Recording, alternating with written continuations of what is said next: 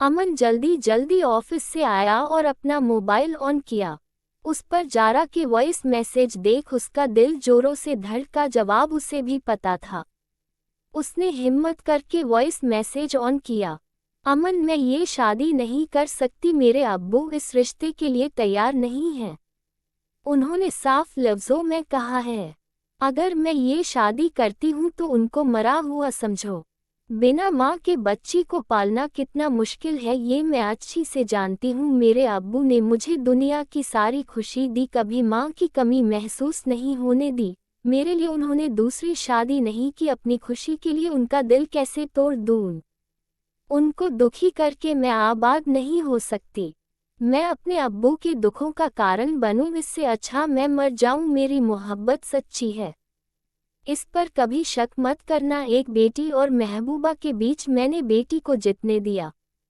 मैं बेवफा नहीं, भूल जाओ मुझे। तुम्हें अल्लाह का वास्ता मुझे कभी कॉल मत करना, वरना मैं समझूंगी तुमने हमसे मोहब्बत ही नहीं किया। मन का दिल जोरों से धड़का, ऐसा लगा जैसे अभी बाहर आ जाएगा। उसके आंखों से आंसू बहने लगे।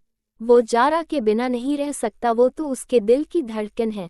कोई धड़कन के बिना कैसे रह सकता है? उसका सर दर्द से फटने लगा। उसने फ्रूट से चाकू निकला और अपने हाथों की नस पर डाला। नहीं, वो ऐसा नहीं कर सकता। उसके बाद उसके अम्मी अब्बू का क्या होगा? छोटी बहन की पढ़ाई और शादी भी तो करनी है। उसके आंखों से लगातार आंसू बह रहे थे। उसे जीना होगा एक जिंदा लाश की तरह, जिसमें धड़कन नहीं होगी। जारा और अमन बचपन के दोस्त थे। स्कूल से इनकी दोस्ती कॉलेज तक चली। दोस्ती कब प्यार में बदला पता ही नहीं चला। अब दोनों एक दूसरे के बिना एक पल रहना मुश्किल था। जारा, तुम्हारे बिना दिल नहीं लगता। अब तो हमारा कॉलेज भी खत्म हो गया है, अब हम कैसे मिलेंगे? जारा ने हंसते हुआ कहा, क्यों ना हम शादी कर ले। तुमने सही कहा जारा, मैं आज ही अम्मी को कहूँगा तुम्हारे घर जाकर मांग ले तुम्हारा हाथ मेरे लिए। क्या तुम्हारे अब्बू तैयार होंगे? हमारी बिरादरी अलग अलग है।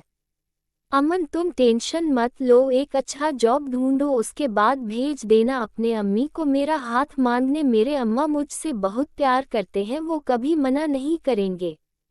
जारा बेटा, यह बात एक माँ पूछती है, पर हम आपके माँ और बाप दोनों हैं। क्या आपने लड़के की फोटो देखी? नहीं अब्बू, अगर आपको पसंद है तो मुझे भी जो आपको अच्छा लगे।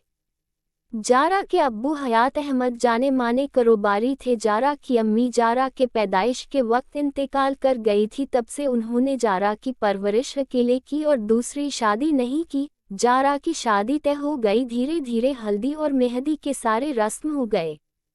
जारा बेजान रहती, ना हंसती ना कुछ कहती। बेटा, या जेवर कैसा है? तुम्हारी अम्मी का है। अब्बू, बहुत खूबसूरत है। उसकी आंखों से आंसू आ गए। आज उसे अपने अम्मी की कमी बहुत महसूस हो रही थी, जिसने उसे जाहिर नहीं होने दिया। आज जारा की बारात थी, सब तरफ शोर शराबा था। अब निकाह का टाइम भी आ गया। काजी साहेब जारा के कमरे में दाखिल हुए, जहां जारा सर झुका के सिमटी हुई बैठी थी। जारा, हयात, क्या आपको अमन बिन मुर्तुज़ा से निकाह कबूल है? उसे अपने कानों पर भरोसा ही नहीं हुआ। उसने सर ऊपर करके अपने अब्बू को देखा, जो उसे देख मुस्कुराने लगे। जारा को ऐसा लगा कि उसके जिस्म से सारा खून निकल गया हो। कहीं या उसका वहम तो नहीं? उसने अब्बू की तरफ देखा, उसकी आंखों में आंसू आए गए। उसके अब्बू ने सर हाँ में हिलाने का इशारा किया तो उसने मुस्कुराते हुए हाँ कर दी। सब तरफ मुबारकबाद का सिलसिला शुरू हो गया। अब्बू, अमन और जारा एक कमरे में थे। रूख हस्ती का वक्त था। अब्बू के गले लगते हुए उसने धीरे से कहा, अब्बू आपने? हयात साहेब बोले, मैंने तुम्हें दुनिया की सारी खुशी दी, पर तुमसे तुम्हारी असली खुशी और जिंदगी मांग रहा था। आज जारा और अमन ने शादीशुदा पहली रात की नमाज एक साथ अदा की। मोहब्बत सच्ची हो तो कुदरत मिला ही देता है।